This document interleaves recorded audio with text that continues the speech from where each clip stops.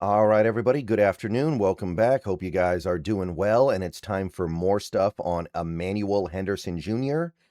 And we're going to do our pros and cons now. And I'm going to say it again. We're going to talk about him as a receiver because we got to talk about something. But at the end of the day, this is not going to be super engaging. I'm having a hard time selling this because Henderson's odds of ever being meaningful as a receiver on this team are pretty low. Even if a player or two gets hurt, I don't know if Henderson would be the guy. And if he is the guy, it would be in a very limited capacity. And I think we all understand that the reason why we got Henderson is because of special teams. But I can't sit here and make a whole video talking about him as a special teams gunner and kick returner. Not enough there. This video is sponsored by Prize Picks. So let's talk about what we can talk about with Henderson as a receiver, and then we'll do a little bit of special team stuff as well. One thing about him as a receiver that's good, he understands how to disguise intent when approaching the break point of his routes. So if you watch him run his routes, everything kind of looks the same when he's leading up to the break. So his hitch routes look like his go routes. That's very important, and it's very good. And he's also a pretty good run blocker. I'm not going to say he's great, but when you look at him, you assume this guy can't run block. He actually can. He's willing. He gives effort. He's physical. There's actually plenty to like here with him as a blocker. And I think that run blocking stuff is an asset for him. Or at the very least, it's not a negative. He's got fluid ball skills. So if you throw him the ball and the pass is not a perfect hit on him, he has the ability to go and get the ball. It can be a little bit off target. And normally you would look at that and say, well, he's not going to catch it because his arms are too short and he's too small. He finds a way to adjust. He finds a way to make a play on the ball. He's a smooth mover. He looks very natural moving on a football field. And he's not necessarily super quick, but if you let him build up speed, you have somebody that can get open deep. And he's also really good at stacking corners. He can get past the corner and then stack the corner, get on top of them. You put all that together, you have a player that can get open downfield and can do damage on deep shots. So you pair this guy up with a quarterback with a nice deep ball, which Sam Darnold has shown that he can have. Now you've got something. So I don't think it's a complete loss to say that evaluating him as a receiver. There are things that he's good at. I just don't know how much it's going to manifest. He also used to play running back, which makes him a little bit better at yak stuff than you would expect. I know his yak percentage was a little low. The thing to remember, though, is that he's a downfield threat. So your yak is always going to be a little bit lower in those circumstances, but he's willing to get physical. So that is something that is appreciable about him. In theory, anyway, he should be able to play inside and outside because he did it in college. Now, I'm a little bit concerned about his ability to play outside, but in theory, he should be able to play inside and outside, and that's always going to be a little bit more valuable. He's got good ball tracking skills to find off-target throws and get to them in time. So if you throw the ball deep down the field and it's not perfectly in line with him, he can track the ball like an outfielder and get to it. So that's good. And like I said, he's a very good special teamer. He can return kicks well, and he can cover punts well. And the thing to note is he's not just a punt cover guy, he's a gunner. And gunner may be something we need this year, so don't count him out. If you like sports, then the best way to make them even better and more exciting is using the Prize Picks app, where it always feels good to be right.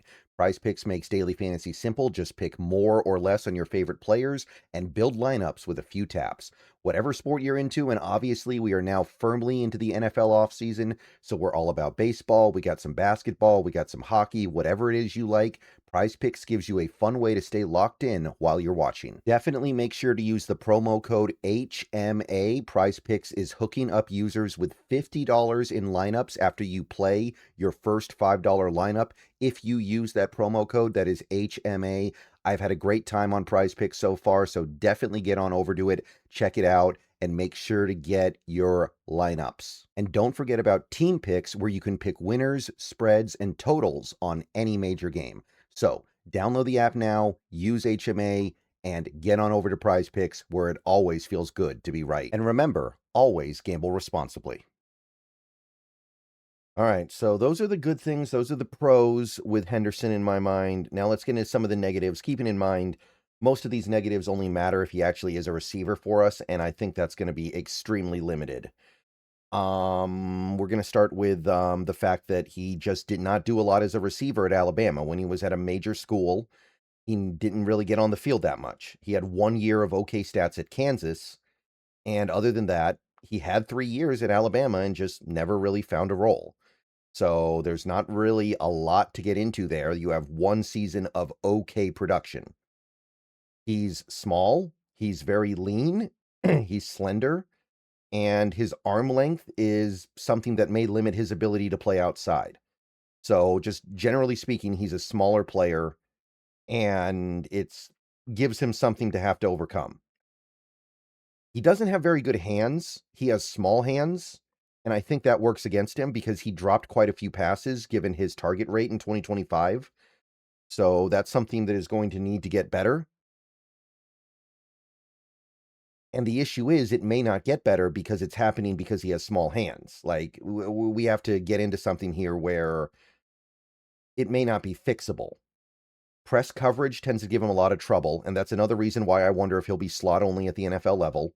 Press coverage gives him big trouble. He doesn't have the hand fighting skills.